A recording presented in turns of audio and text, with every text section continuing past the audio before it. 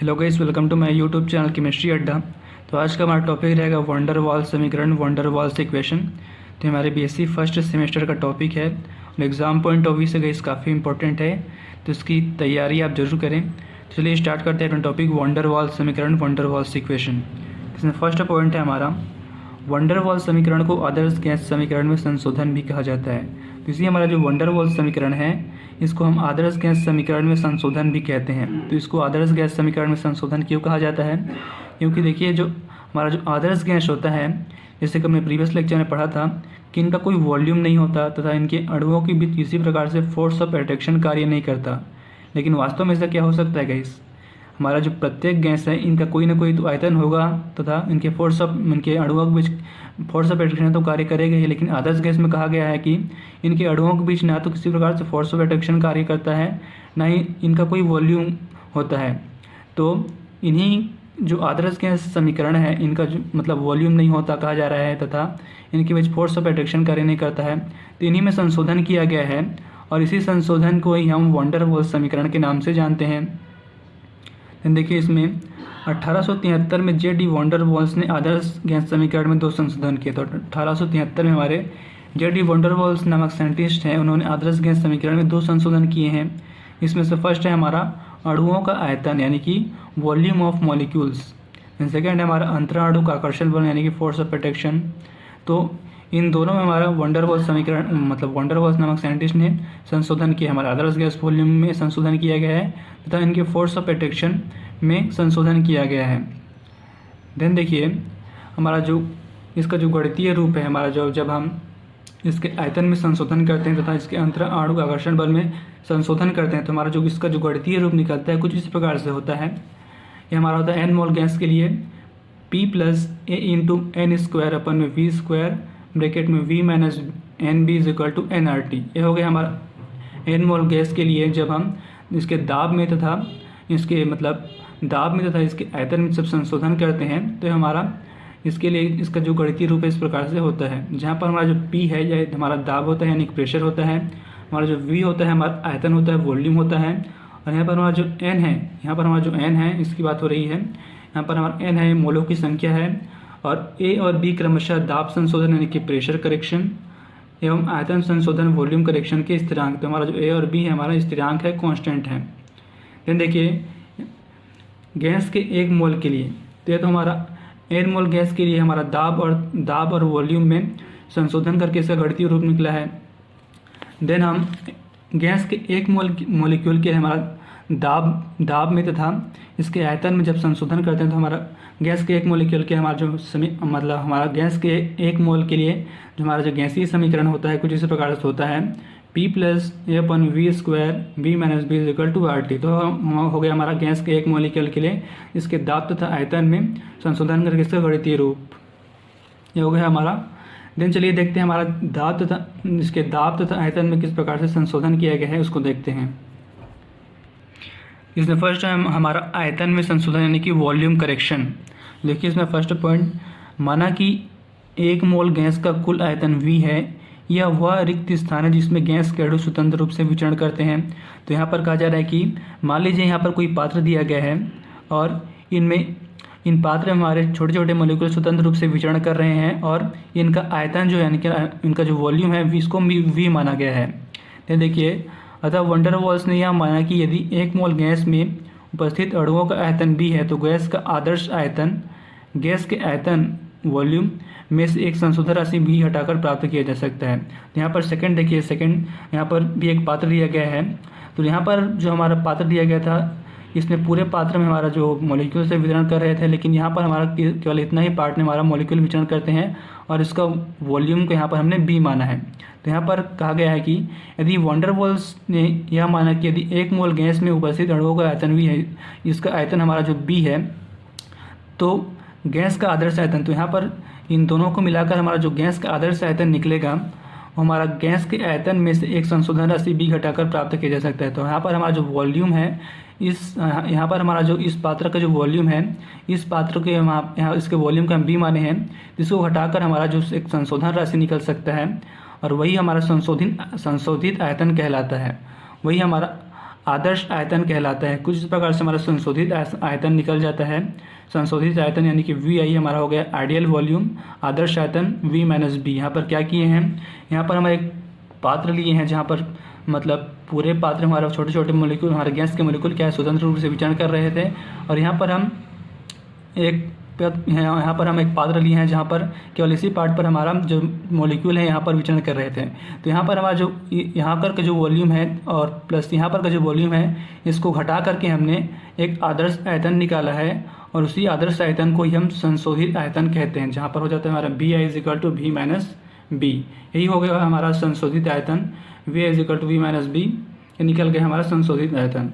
Then है हमारा इस संशोधित राशि b को वर्जित आयतन यानी कि एक्सक्लूडेड वॉल्यूम भी कहते हैं। तो इस संशोधित राशि हमारा जो निकला है v माइनस बी, इसको हम एक्सक्लूडेड वॉल्यूम यानी कि वर्जित आयतन भी कहते हैं।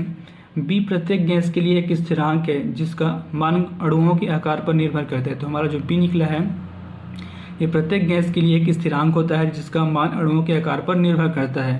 देन सेकेंड है इसमें हमारा दाब संशोधन यानी कि प्रेशर करेक्शन। तो यहाँ पर हम दाब संशोधन यानी कि प्रेशर करेक्शन क्यों पढ़ रहे हैं, क्योंकि जब हमारा फोर्स ऑफ अट्रैक्शन हमारे मॉलिक्यूल के बीच लग रहा है तो यहाँ पर हम दाब संशोधन प्रेशर करेक्शन क्यों पढ़ रहे हैं। तो इसका भी एक रीज़न है गाइस। देखिए हमारे कोई भी पात्र में देखिए मतलब मॉलिक्यूल उपस्थित होते हैं और स्वतंत्र रूप से विचरण करते रहते हैं। तो ये जो मॉलिक्यूल हैं क्या होता है गाइस, ये पात्र की दीवार से टकराते रहते हैं तो इनमें प्रेशर उत्पन्न हो जाता है। जब हमारे इन पात्र में हमारे छोटे छोटे मॉलिक्यूल उपस्थित होते हैं और यही मॉलिक्यूल एक दूसरे से टकराते रहते हैं तथा पात्र के दीवार से टकराते रहते हैं तथा इसी कारण इनमें प्रेशर उत्पन्न हो जाता है। इसलिए यहाँ पर हम इसके प्रेशर में करेक्शन यानी कि दाब में संशोधन को पढ़ रहे हैं। यहाँ पर आप कंफ्यूज मत होइए कि फोर्स ऑफ प्रोटेक्शन में हमारा यहाँ पर संशोधन किए थे तो यहाँ पर दाब संशोधन यानी कि प्रेशर करेक्शन क्यों पढ़ रहे हैं। यहाँ पर प्रेशर करेक्शन पढ़ने का यही रीज़न है गाइस कि इनमें पात्र में मॉलिक्यूल स्वतंत्र रूप से विचरण करते रहते हैं तथा इन पात्र की दीवारों से टकराते रहते हैं तथा इनमें इसी प्रकार से प्रेशर उत्पन्न हो जाता है। इसलिए यहाँ पर हम दाब संशोधन यानी कि प्रेशर करेक्शन को पढ़ रहे हैं। तो यह करेक्शन अंतरा आणविक आकर्षण बल के कारण किया गया है। तो यह परीक्षण जो है हमारा अंतरा आणविक यानी फोर्स ऑफ प्रोटेक्शन में कहा गया था कि इनके अणुओं के बीच किसी प्रकार से फोर्स ऑफ प्रोटेक्शन कार्य नहीं करता। तो इसी के करेक्शन के लिए हम यहाँ पर इसको हम पढ़ रहे हैं। देखिए किसी गैस का दाब इसके अणुओं के द्वारा पात्र की दीवारों पर टकराने से उत्पन्न होता है। तो कोई भी गैस का दाब तब उत्पन्न होगा जब ये अणु जो है पात्र की दीवार से टकराते हैं तो इससे हमारा प्रेशर एक उत्पन्न होता है। पॉइंट, अणुओं के मध्य आकर्षण बल की अनुपस्थिति में मुक्त रूप से दीवार पर टकराकर दाब उत्पन्न करती है, परंतु आकर्षण बल की उपस्थिति में कम दाब उत्पन्न करते हैं। तो जब हमारे अणुओं के मध्य आकर्षण बल होता है, जब हमारे अणुओं के मध्य किसी प्रकार से आकर्षण बल नहीं होता है तो ये स्वतंत्र रूप से दीवार से टकराते रहते हैं तथा यदि इनके बीच आकर्षण बल आ जाता है तो इनके बीच एक कम दाब उत्पन्न होता है। क्योंकि यहाँ पर देखिए, यहाँ पर एग्जाम्पल लिया गया है। यहाँ पर देखिए ये जो हमारा एक मॉलिक्यूल है जिसे यहाँ पर पिंक कलर से मैं डोनेट किया हूँ, ये इन छोटे छोटे मॉलिक्यूल से आकर्षित रहते हैं। जिससे होता क्या है, ये इनसे आकर्षित होने के कारण इस पात्र की दीवार से जो टकराने की इनका जो वेग है कम हो जाता है। तो यहाँ पर कम प्रेशर उत्पन्न होगा। लेकिन यहीं पर देखिए ये मॉलिक्यूल जो है सभी ओर से इन मॉलिक्यूल से घिरे हुए हैं।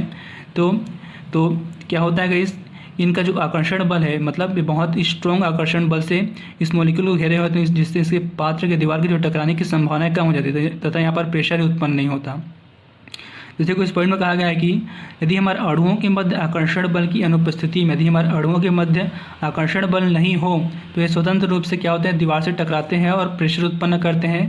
परंतु यदि हमारा आकर्षण बल उपस्थित होता है तो ये कम दाब उत्पन्न करते हैं, मतलब कम प्रेशर उत्पन्न करते हैं। फिर देखिए इसमें मॉलिक्यूल ए को देखते हैं।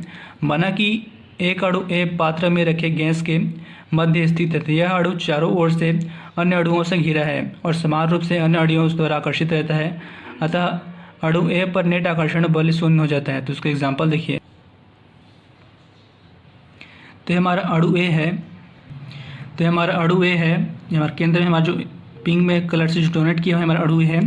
तो देखिए ये चारों ओर से छोटे छोटे इन मॉलिक्यूल से घिरे हुए हैं। तो इन्हीं चारों ओर से इन मॉलिक्यूल जो इसको घेरे हुए हैं, मतलब बहुत ये स्ट्रॉन्ग एट्रैक्शन फोर्स से इस मॉलिक्यूल को घेरे हुए हैं। जिससे होता क्या है कि ये जो मॉलिक्यूल है इस पात्र की दीवार से नहीं टकरा पाता, क्योंकि ये जो मॉलिक्यूल है इसको घेरे हुए हैं, मतलब एक स्ट्रॉन्ग एट्रैक्शन फोर्सेस से घेरे हुए हैं, जिससे पात्र की दीवार की ओर नहीं जा पाता। लेकिन देखिए मॉलिक्यूल बी को देखिए, केवल एक ही साइड से मॉलिक्यूल इस मॉलिक्यूल को घेरे हुए हैं, जिससे होता क्या है, इनके जो अट्रैक्शन फोर्स है इनके कंपैरिजन में कम होता है। मतलब इनका अट्रैक्शन फोर्स ज़्यादा है तथा इनका अट्रैक्शन फोर्स कम है, जिससे होता क्या है, इनके जो पात्र की दीवार से जो टकराने की संभावना है ये अधिक हो जाती है। मतलब यहाँ पर पात्र की जो दीवार से जो टकराने की संभावना है, भले धीरे धीरे टकराएगा लेकिन यहाँ पर जो कंडीशन क्या है कि हमारा जो पूरी तरह से इस मॉलिक्यूल को हमारा जो छोटे छोटे मॉलिक्यूल क्या घेरे हुए हैं, जिससे इनके बीच बहुत ही ज़्यादा स्ट्रॉन्ग अट्रैक्शन फोर्स है, जिससे यहाँ पर पात्र से जो टकराने की जो संभावना है कम हो गई है। लेकिन यहाँ पर देखिए केवल एक ही साइड से इस मॉलिक्यूल को घेर कर रखें, मतलब यहाँ पर कम अट्रैक्शन फोर्स होगा, जिससे यहाँ पर हमारा पात्र की जो दीवार से टकराने की जो संभावना है ये बढ़ जाती है, जिससे यहाँ पर हमारा दाब उत्पन्न होता है और यहाँ पर हमारा किसी प्रकार से दाब उत्पन्न नहीं होता है। तो इसे कोई मॉलिक्यूल ए में कहा गया है कि माना कि एक अणु का पात्र ए में रखे गैस के मध्य स्थित है। यह अणु चारों ओर से अन्य अणुओं से घिरा है और सामान्य रूप से अन्य अणुओं द्वारा आकर्षित रहता है। अतः अणु ए पर हमारा जो नेट आकर्षण बल होता है वो शून्य हो जाता है। उसी प्रकार से हमने मॉलिक्यूल बी में देखा, परंतु बी अणु जो पात्र की दीवार के नज़दीक में रखा था और इसे टकराने की स्थिति में है, बैक में स्थित अणुओं के द्वारा ही आकर्षित रहता है। तो यहाँ पर हमारा जो कम आकर्षण बल लग रहा था, क्यों, इसके बैक में ही आकर्षण बल लग रहा था अणु बी के। अतः बी अणु पर एक खिंचाव बल कार्य करता है, जिसके कारण अणु बी पात्र की दीवार से टकराने का वेग कम हो जाता है, अतः दीवार पर कम दाब उत्पन्न होता है। मतलब पात्र की दीवार से तो टकराएगा लेकिन धीरे धीरे टकराने से क्या होगा, एक कम दाब उत्पन्न होगा, कम प्रेशर उत्पन्न होगा। तो हो गया हमारा मॉलिक्यूल बी। देखिए, अतः यह आकर्षण बल यानी कि फोर्स ऑफ अट्रैक्शन जो टकराने वाले मॉलिक्यूल पर लग रहा है, यह हमारा जो आकर्षण बल यानी कि फोर्स ऑफ अट्रैक्शन जो मॉलिक्यूल पर लगा रहे हैं, टकराने वाले मॉलिक्यूल पर लग रहा है, गैस में उपस्थित अणुओं की संख्या या घनत्व के समानुपाती अथवा आयतन के व्युत्क्रमानुपाती होता है। तो हमारा जो फोर्स ऑफ अट्रैक्शन है जो टकराने वाले मॉलिक्यूल पर लग रहा है, हमारे गैस में उपस्थित जितने भी अणु हैं उनकी संख्या या घनत्व के समानुपाती होते हैं अथवा उनके आयतन के व्युत्क्रमानुपाती होते हैं। तो हो जाता है हमारा जो प्रेशर है व्युत्क्रमानुपाती होते हैं 1/v² के, यानी कि हमारा पी हो जाता है हमारा =a/v²। यहाँ पर जो समानुपाती है इसके लिए हम ए को लिखे हैं। देखिए यहाँ पर जहाँ ए एक स्थिरांक है, यहाँ पर हमारे ए क्या है, एक स्थिरांक है, एक कांस्टेंट है, जिसे आकर्षण गुणांक यानी कि कोएफिशिएंट ऑफ अट्रैक्शन कहते हैं। देखिए हमारा जो कुल मिलाकर हमारा जो संशोधित दाब हो गया, हो जाता है हमारा पी आई यानी कि आदर्श दाब, हो जाता है हमारा अपेक्षित दाब प्लस दाब संशोधन = हो जाता है पी प्लस a/v²। यह हो गया हमारा संशोधित दाब। यहाँ पर से हमारा संशोधित दाब यानी कि संशोधित पी आई हमारा निकल गया, p + a/v²।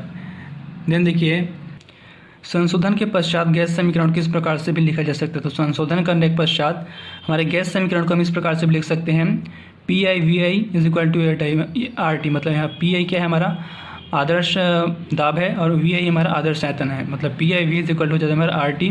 तो यदि हम 1 मोल गैस के लिए आदर्श गैस समीकरण निकालें, तो यदि हम 1 मोल गैस के लिए एक आदर्श गैस समीकरण निकालें जहाँ पर हमारा क्या है, दाब में संशोधन किए हैं तथा इसके आयतन में संशोधन किए हैं, तो हो जाता है हमारा P + a/v²। तो हमारा निकला था दाब में संशोधन, और V - B हमारा आयतन में संशोधन निकला, तो इसको यहाँ पर रखे हैं = RT। यह हो गया हमारा 1 मोल गैस के लिए इसके दाब तथा आयतन में संशोधन करके हमारा गैस समीकरण, आदर्श गैस समीकरण।